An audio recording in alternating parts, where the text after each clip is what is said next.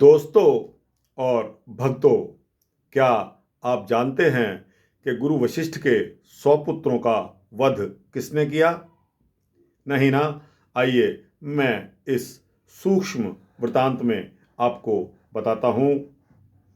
दोस्तों, वशिष्ठ मुनि परम ज्ञानी तथा त्यागी तपस्वी संत थे।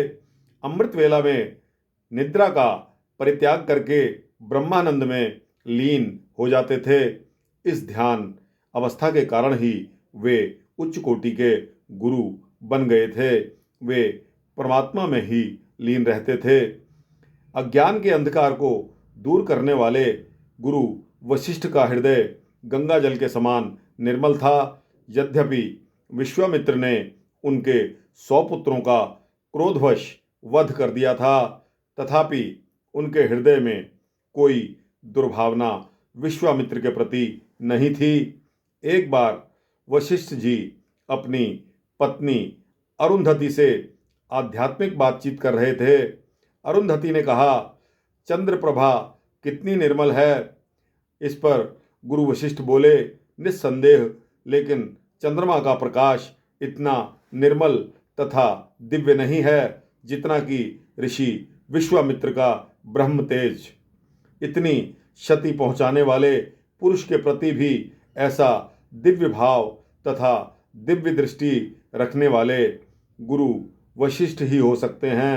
संयोगवश विश्वामित्र उस समय वशिष्ठ के आश्रम में ही छिपे हुए थे।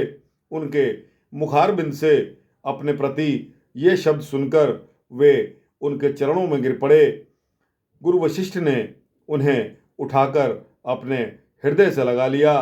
तब से दोनों ही परम मित्र बन गए और प्रेम भाव से शत्रुता का अंत हो गया। दोस्तों, अगर आज के परिप्रेक्ष्य में हम यह सोचें कि अमुक व्यक्ति ने किसी व्यक्ति के 100 पुत्रों का वध कर दिया है, तो दोस्तों क्या होने वाला है और क्या हो जाएगा, आप खुद ही इसका अंदाज़ा लगा सकते हैं। लेकिन दोस्तों देखिए, गुरु वशिष्ठ का महान त्याग, महान तपस्या और महान जिसको पेशेंस, जिसकी दाद देनी पड़ेगी। दोस्तों, यहाँ बात बात पर हमारे अंदर इतना भी गुंजाइश नहीं होती कि हम किसी बात को उसको बर्दाश्त कर लें या उस बात को पेट में रख लें। ज़रा ज़रा सी बात पर हम झगड़ा करने लगते हैं। यही तो क्रोध है, यही तो अहंकार है।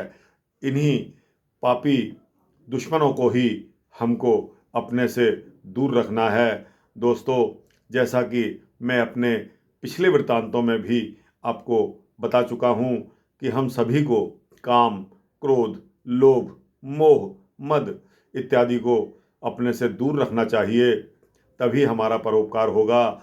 लेकिन दोस्तों, हमारा जो स्वभाव होता है, हमारी जो आदत है, वो बात बात पर अड़ जाने वाली, नाक की लड़ाई हम लोग ज़्यादा लड़ते हैं। बशर्ते हमको यह सोचना चाहिए कि हमको एक ना एक दिन यह संसार छोड़कर तो जाना ही है, और अगर जाना है तो फिर घमंड किस चीज़ का।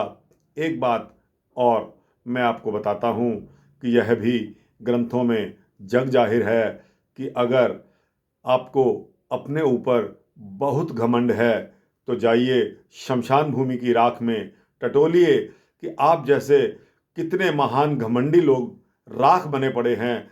दोस्तों, उससे भी हमको कुछ ज्ञान मिलता है, उससे भी हमको यह इशारा इंगित करता है कि इस दुनिया में चाहे कितना ही ज्ञानी, कितना ही अज्ञानी, कितना ही घमंडी, कितना ही क्रोधी व्यक्ति क्यों ना हो, हमारे जैसे क्रोधी और ज्ञानी और घमंडी लोग वहाँ शमशान भूमि में राख बने पड़े हैं। जाकर तो देखिए, आपका सारा घमंड सिर से पैर तक आ जाएगा दोस्तों, खत्म हो जाएगा। दोस्तों, आपको जन्म दिया गया है, यह सर्वोत्तम योनि है। इसमें आपको भगवान को याद करना है, भगवान को अंग संग साक्षी मानकर चलना है। कुकर्मों से बचना है। और यह जो दुश्मन हैं हमारे, जिसमें काम, क्रोध, लोभ, मोह, मद, इन सभी से दूर रहने की हमें कोशिश करनी है। धीरे धीरे कोशिश करके तो देखिए, आप कितने सज्जन व्यक्ति बन जाएंगे। आपका संपर्क सीधा भगवान से होने लगेगा। तो दोस्तों, इसी के साथ ही यह वृतांत मैं खत्म करता हूँ कि वशिष्ठ जी का जो पेशेंस था, वशिष्ठ जी की इतनी संतुष्टि, इतना ज्ञान उनके काम आया, इसी से वो महान संत, महान गुरु और राजा दशरथ जैसे राजा के यहाँ उन्होंने अपना स्थान बनाया। और उन्हीं के सुपुत्रों, यानी कि जिनको हम चार वेद कहते हैं, भगवान राम, लक्ष्मण, भरत जी और शत्रुघ्न जी को उन्होंने शिक्षा दी, उनके गुरु बने। यह क्या कम बात है। दोस्तों, यही सोचकर आप अपनी प्रवृत्ति को भगवान की तरफ मोड़िए और अपनी प्रतिदिन की दिनचर्या से अपने कीमती समय में से थोड़ा समय निकालकर उस परमपिता परमात्मा को अवश्य याद करिए। आपके काम स्वतः ही बनते जाएंगे, आपको सोचने की ज़रूरत नहीं पड़ेगी। एक बार विश्वास रखिए, करके तो देखिए। तो दोस्तों, इसी के साथ ही यह वृत्तांत समाप्त करता हूँ। पसंद आए तो इसको लाइक और शेयर करके अपने जैसे भक्तों को, दोस्तों को अवश्य भेजिए। इसी प्रकार के वृत्तांत पाने के लिए दोस्तों चैनल को सब्सक्राइब कर देंगे तो इसी प्रकार के वृत्तांत आपको रोज़ाना रोज़मर्रा मिलते रहेंगे। धन्यवाद। जय श्री राम।